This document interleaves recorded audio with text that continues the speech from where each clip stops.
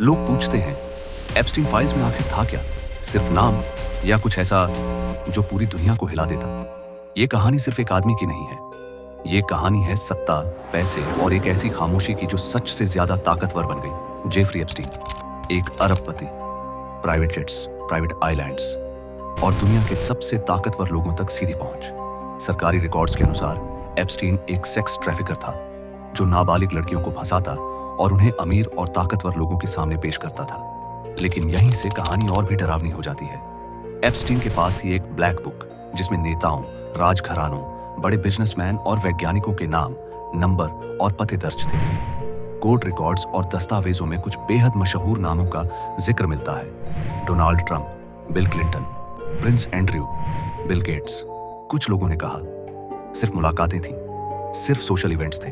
लेकिन सवाल यह है, इतने ताकतवर लोग एक ही आदमी के इर्द गिर्द क्यों घूम रहे थे?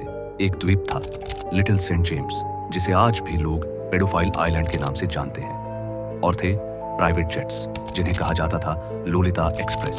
फ्लाइट लॉग्स आज भी मौजूद हैं, तारीखें, रूट्स और बार बार उड़ान भरने वाले खास यात्री। सवाल ये नहीं है कि एप्स्टीन क्या करता था, सवाल ये है वो ये सब अकेला कैसे कर रहा था। 2019 में एप्स्टीन गिरफ्तार हुआ। पूरी दुनिया की मीडिया तैयार थी।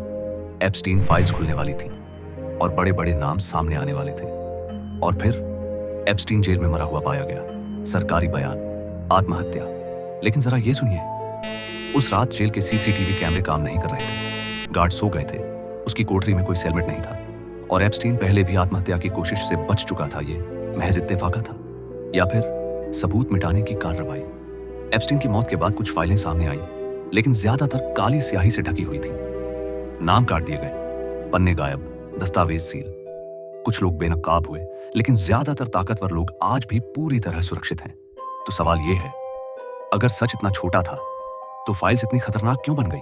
क्या एप्स्टीन सिर्फ एक अपराधी था या वो एक दलाल था जो दूसरों के गंदे राज अपने पास संभाल कर बैठा था?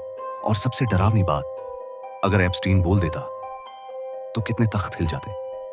शायद इसी वजह से एप्स्टीन मर गया, या शायद उसे चुप करा दिया गया। सच आज भी फाइलों में बंद है और दुनिया सिर्फ एक काम कर रही है, उसे भूलने की कोशिश।